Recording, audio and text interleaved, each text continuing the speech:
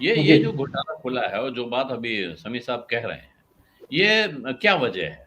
क्या नीतीश कुमार अपनी flagship scheme को भी उस पे नजर नहीं रखते हैं, या पॉलिटिकल कंपल्शंस हैं जो साथ में जिन लोगों के नाम आ रहे हैं, ये सब किसी न किसी तरह से उन पर दबाव बनाए हुए हैं कि भाई इनका सहयोग चाहिए, इनका समर्थन चाहिए, तो उसकी कीमत चुकानी होगी।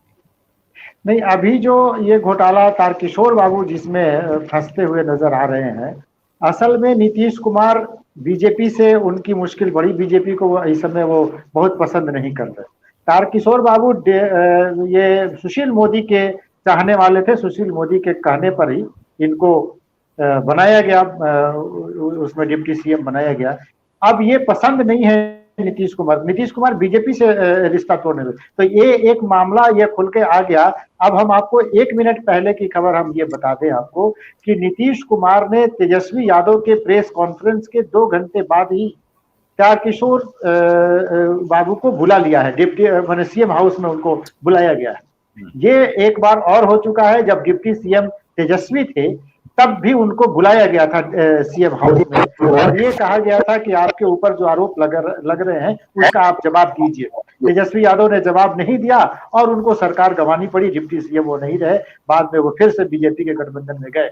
इस बार फिर तारकिशोर सिंह को बुलाया गया है, आज शाम को ही मुख्यमंत्री आवास पर उनको बुलाया गया है, तलब किया गया है, तो उनसे निश्चित रूप से पूछा जाएगा कि ये क्या मामला है, आप इसको साफ करिए, और नहीं तो अब फिर ये रिश्ते में खटास होने की बात है। लेकिन आप याद करिए, जब महाघोटाले की महागठबंधन की सरकार चल रही थी, नीतीश कुमार लालू यादव के साथ थे, तो नरेंद्र मोदी ने गोपालगंज की सभा में 80 मिनट में 33 घोटाले गिनाए, और उसमें 33 घोटाले ऐसे थे जिसमें से 25 घोटाले नीतीश कुमार की सरकार के थे और 7 घोटाले लालू प्रसाद यादव के। तो नरेंद्र मोदी ने जो 33 घोटाले गिनाए थे, उसमें आप देखिए ये सृजन घोटाला तो ये है ही, उसके अलावा आपको दवा घोटाला, आपको खाद सब्सिडी घोटाला, राशन किरासन घोटाला, उसके अलावा शराब घोटाला, इंदिरा आवास में घोटाला, मनरेगा में घोटाला, शौचालय बनाने में घोटाला, कोसी चैनल बनाने में बड़ा घोटाला हुआ, वो हुआ, मिड डे मील में हुआ, आंगनबाड़ी में हुआ, टेक्स्ट बुक की छपाई में, ये तमाम मैंने हम 25 घोटाले नरेंद्र मोदी ने 80 मिनट में गिना दिए थे, और जिसमें से 7 घोटाले लालू प्रसाद के थे।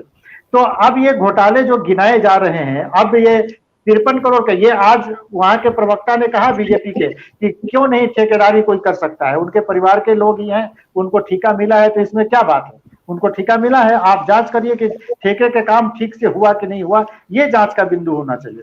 लेकिन उनको ठेका मिल गया, ये तो कोई बात नहीं हुई, ये बीजेपी की ओर से कहा जा रहा है। जी। लेकिन तो आप एस्टीमेट, जी हम कह रहे हैं कि बीजेपी का दबाव बनाने के लिए, लेकिन जो हाँ हाँ ये दूसरा बड़ा जी नाम आ रहा है वो अनिल सिंह है, जो जेडीयू के एक्स स्टेट सेक्रेटरी हैं। 80 करोड़ रुपए का ठेका उनके परिवार के नाम पर। इसके अलावा जो आप नाम आज आज अखबार में छपे हैं, मैं आपको नाम पढ़ देता हूँ। Vinod Narayan Jha, former PHED minister और BJP MLA. BJP Kumar, senior JDU leader. Rajiv Kamal alias Rinku Singh, RJD state general secretary. Rajan Tiwari BJP के प्रवक्ता हैं।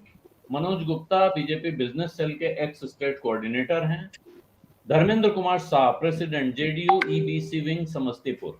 ये नाम आ जाए हैं, मुझे उम्मीद है कि ये लिस्ट अभी आती रहेगी जिस अंदाज में ये। हाँ हाँ हाँ तो ये नाम तो इसमें अब जेडीयू के भी नाम आ गए हैं, तो ये बात कहना कि बीजेपी पे दबाव बनाने के लिए ये कह रहे हैं, ये दबाव बीजेपी पे कैसे बनेगा? जिस वक्त आपकी सरकार है, आप मुख्यमंत्री हैं, दबाव तो घूम फिर के आप पर ही आना है। और क्या नीतीश कुमार इस हैसियत में है आज की तारीख में कि वो तारकेश्वर बाबू को कह दें कि जाइए आप इस्तीफा दीजिए?